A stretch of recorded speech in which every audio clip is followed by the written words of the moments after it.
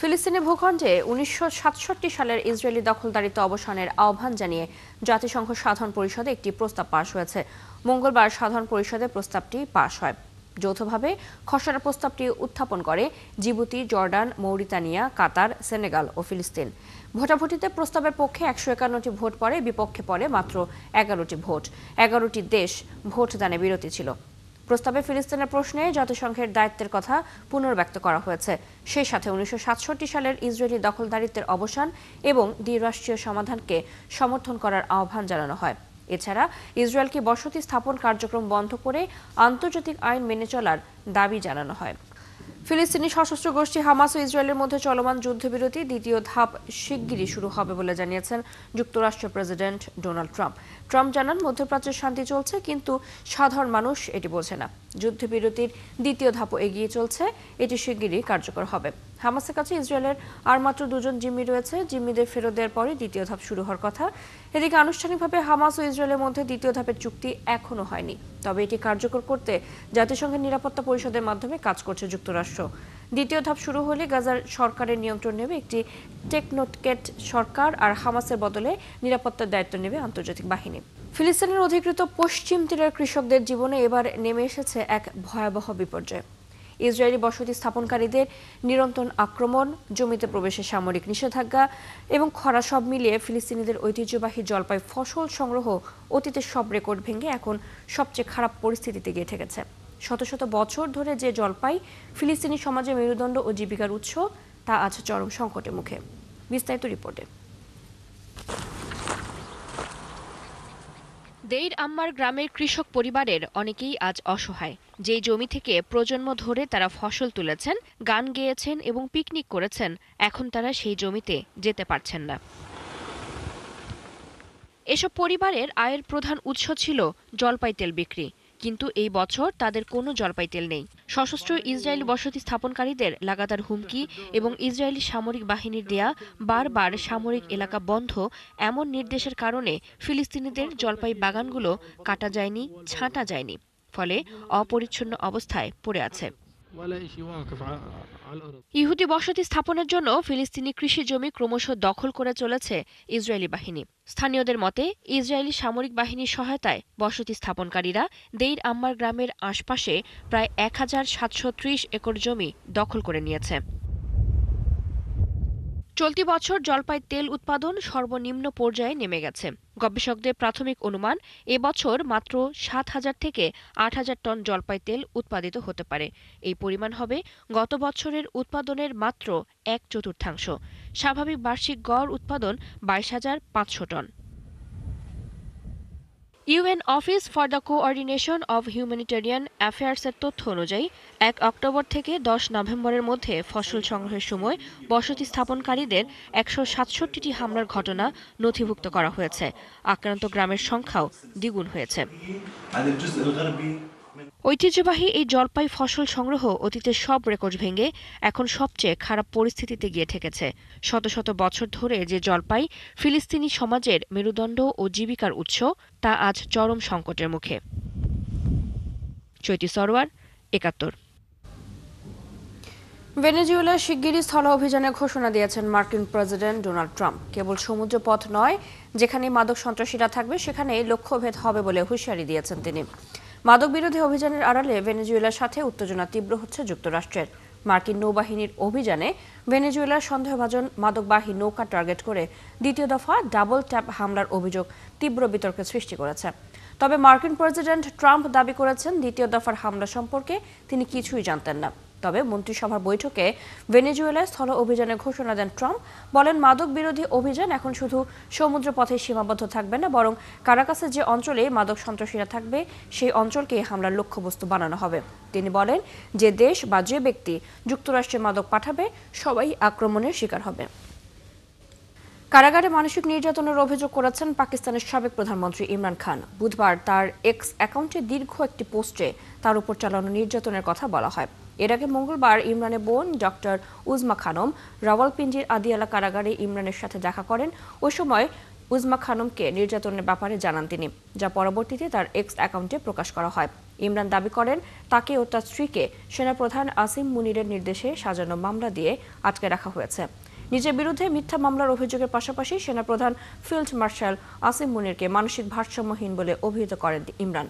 তিনি বলেন, পাকিস্তানকে নিয়ে আসিম মুনিরের কোনো চিন্তা নেই। তিনি ইচ্ছাকৃতভাবে আফগানিস্তানের সাথে উত্তেজনা সৃষ্টি করেছেন, যেন আন্তর্জাতিক অঙ্গনে তাকে মুজাহিদ হিসেবে দেখা হয়। বিশ্বকাপ জেতালেন, হলেন দেশের সেরা প্লেয়ার, কিন্তু রাজনীতিতে গিয়ে ইমরান খান করলেন চুরি। সেই সাথে যুক্ত হলো আরও 150 মামলা। দেশের ভাগ্য বদলাতে আসা ইমরানের ভাগ্যে ঝুলছে 14 বছরের সাজা। ক্রিকেট মাঠ ছেড়ে রাজনীতিতে আসাটাই কি বড় ভুল ছিল পাক অধিনায়কের? আবু নাইমের রিপোর্ট।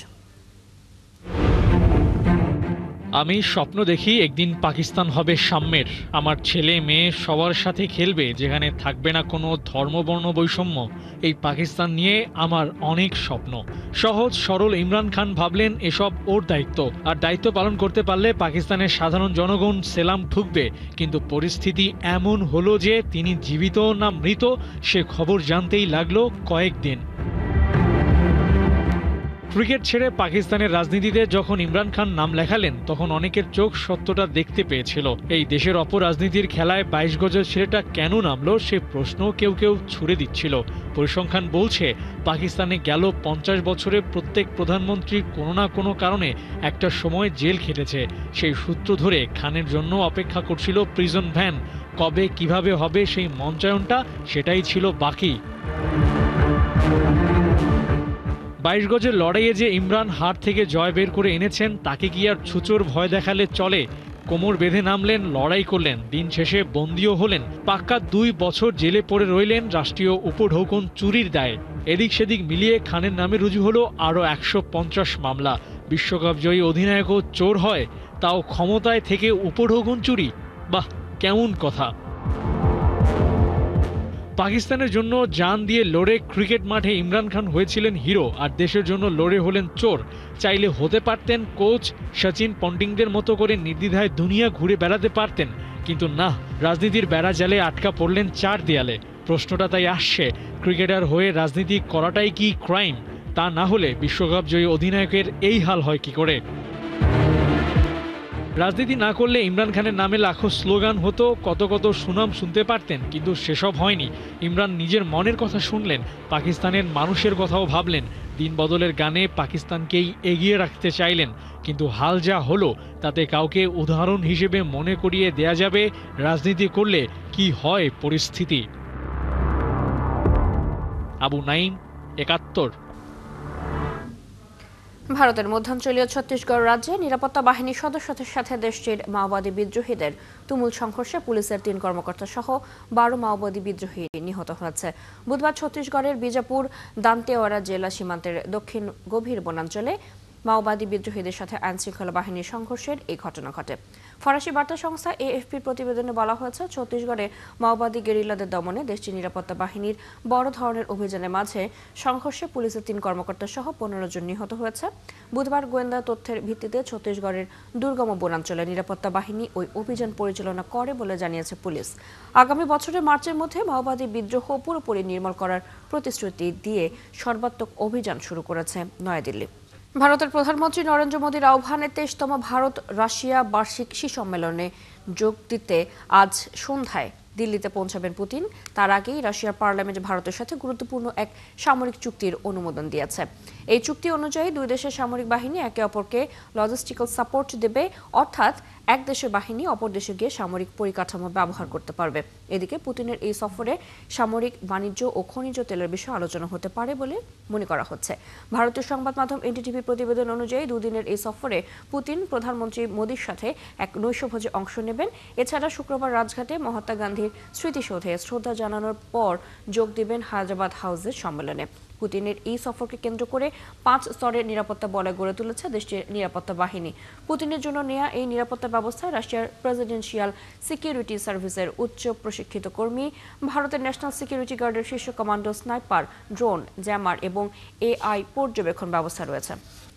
দক্ষিণ ও দক্ষিণ পূর্ব এশিয়ার বড় একটি অংশ জুড়ে ঘূর্ণিঝড় ও ভারী বৃষ্টিপাতে গত কয়েকদিনে ভয়াবহ বন্যা ও ভূমিধসের ঘটনা ঘটেছে। সরকারি তথ্যমতে ঘূর্ণিঝড় ও ভারী বৃষ্টিপাতের কারণে সৃষ্ট বন্যায় ইন্দোনেশিয়া, শ্রীলঙ্কা, থাইল্যান্ড ও মালয়েশিয়ায় ১,২৫০ জনের বেশি মানুষের মৃত্যু হয়েছে। নিখোঁজ রয়েছেন আর অনেকে। ঠিক কোন কারণে এতগুলো দেশে একসাথে এমন চরম ভাবাপন্ন আবহাওয়া দেখা দিয়েছে? বিস্তারিত রিপোর্টে। ভারী বৃষ্টিপাত, বন্যা, ভূমিধসে বিপর্যস্ত দক্ষিণ ও দক্ষিণ পূর্ব এশিয়ার বেশ কয়েকটি দেশ। শ্রীলঙ্কা, থাইল্যান্ড ও ইন্দোনেশিয়ার সুমাত্রায় উদ্ধার তৎপরতায় কয়েক সপ্তাহ লেগে যেতে পারে বলে ধারণা করা হচ্ছে। শ্রীলঙ্কায় বন্যা ও ভূমিধসে বাস্তুচ্যুত হয়েছেন কয়েক লাখ মানুষ। বন্যায় সবচেয়ে বেশি ক্ষতিগ্রস্ত হয়েছে ইন্দোনেশিয়ার বিভিন্ন অঞ্চল। কী কারণে এতগুলো দেশে একসাথে এমন পরিস্থিতি দেখা দিয়েছে তার উত্তর খুঁজতে শুরু করেছেন পরিবেশবিদরা। এনভায়রনমেন্টাল জিওগ্রাফির অধ্যাপকরা বলছেন, এসবের জন্য মূলত জলবায়ু পরিবর্তনই দায়ী, যার সাথে যুক্ত হয়েছে লা নিনা আবহাওয়া চক্র। এই চক্রে প্রশান্ত মহাসাগরের পূর্বাংশ স্বাভাবিকের চেয়ে ঠান্ডা আর পশ্চিমাংশ উষ্ণ থাকে। এর ফলে বাতাস শক্তিশালী হয়ে এশিয়ার দিকে আরও বেশি উষ্ণ পানি ও আর্দ্রতা ঠেলে দেয়। বিশেষজ্ঞরা বলছেন, অতীতের তুলনায় এসব দুর্যোগ এখন বেশি ঘন ঘন এবং অপ্রত্যাশিতভাবে ঘটছে। এতে একদিকে যেমন প্রাণহানি বাড়ছে, অন্যদিকে কৃষি, বাসস্থান, অবকাঠামো এবং দেশের সামগ্রিক অর্থনীতিও বড় ধরনের ঝুঁকির মুখে পড়ছে। তাই শুধু তাৎক্ষণিক ক্ষতি কমানো নয়, দীর্ঘমেয়াদে জলবায়ু পরিবর্তনের প্রভাব মোকাবিলায় জাতীয় ও আন্তর্জাতিক পর্যায়ে সমন্বিত পদক্ষেপ এখন সময়ের দাবি। বিজ্ঞানীরা মনে করেন, শিল্প বিপ্লব শুরুর আগে বিশ্বের যে তাপমাত্রা ছিল তার থেকে বৃদ্ধির মাত্রা ১.৫ ডিগ্রি সেলসিয়াসের মধ্যে রাখা গেলে বড় ধরনের বিপদ এড়ানো যাবে। তা না পারলে এমনকি চলতি শতকের শেষে গিয়ে বিশ্বের তাপমাত্রা ৩ ডিগ্রি সেলসিয়াস বেড়ে যাবে এবং তা হলে এর প্রভাব হবে বিশ্বের এক এক জায়গায় এক এক রকম। জ্যোতি সরোয়ার, ৭১। এই ছিল আজকের আয়োজনে। বিশ্বের আরো নতুন কিছু খবর এবং বিশ্লেষণ নিয়ে আগামীকাল সকাল ৯:৩০টায় আবারও হাজির হবে বিশ্বযোগ। চোখ রাখুন ৭১-এর ফেসবুক পেজে, সাবস্ক্রাইব করুন ৭১-এর ইউটিউব চ্যানেল। ৭১-এর সাথে থাকুন।